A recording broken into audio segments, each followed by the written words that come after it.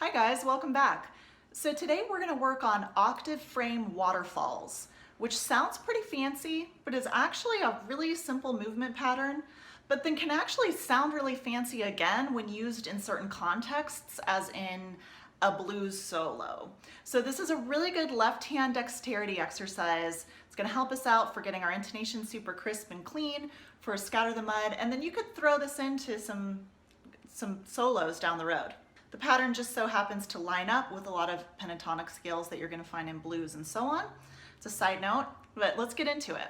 So when we're talking about our octave frame, also known as the frame, that's basically just the kind of framework vibe that we're getting here from 1 and 3 in standard position. They're like those main 2x4s of the house, or maybe something even more important that I would know to say if I really knew how to build a house. This is a slightly more advanced exercise than some that we've done for the frame, in that we're going to have to trust our frame enough for all the fingers to come down, and then the pattern is going to be 3-1-0 instead of us building up every time. So we'll build it up just one time just to kind of get things in place. 0-0-1-1-3-3.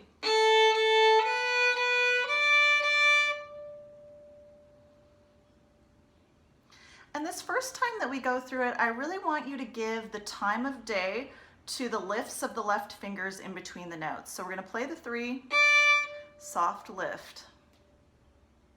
I really like that word soft in there because it allows us to have time that we're already thinking about that intention of not moving very much before we actually lift the finger. So there's kind of like those 2 little beats in there. Think, then lift.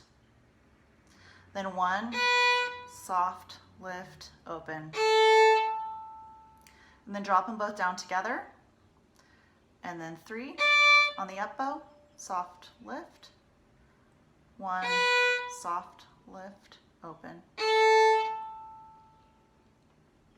Now that we've got that set up and kind of bass pyramid drilled a little bit, we're going to turn this into 2 different exercises. The first one, we're going to play a full bar of jig bowing on every note. So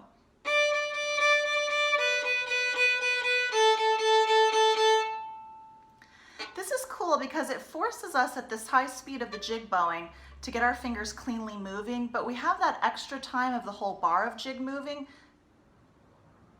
bowing to be able to think about those soft lifts that we're going to do. So let's try that again.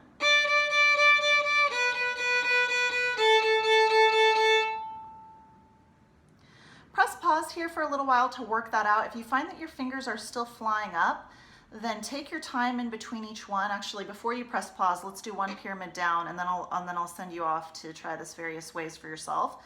So soft lift, soft lift. Just one of many examples of how there's always a way to pyramid down and get the good juicy movement. Okay, I'll let you guys try this for a moment. Okay, and now we're back with the click at 70 BPM to do our octave frame waterfalls with a full bar of jig bowing for each note.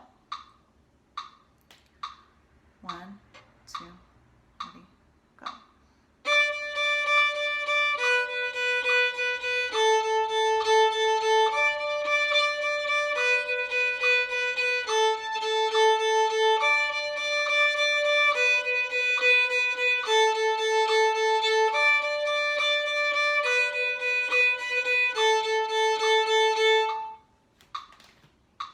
If you're trying to keep your practice tight today, then you could just press pause right now and try that for about a minute with your own click at 70.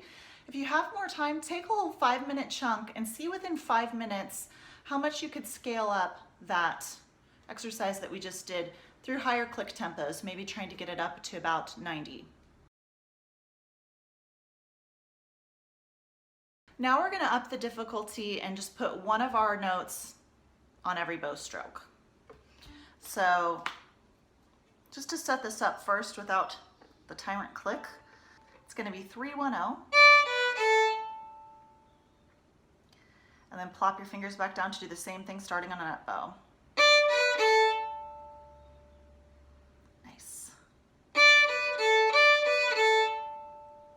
This is starting to sound like a blues run a little bit, show off time in the blues guitar solo. Okay, so this is something that's super cool to up the speed on, even though it's simple. So let's start by getting it synced to 70 BPM.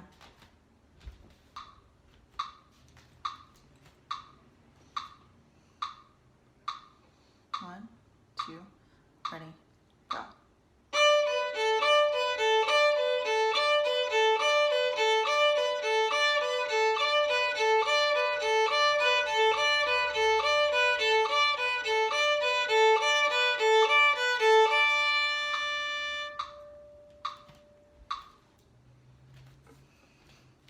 Great, there you have it. I'll let you take it from there if you want to work on getting that up to a little bit of higher speed.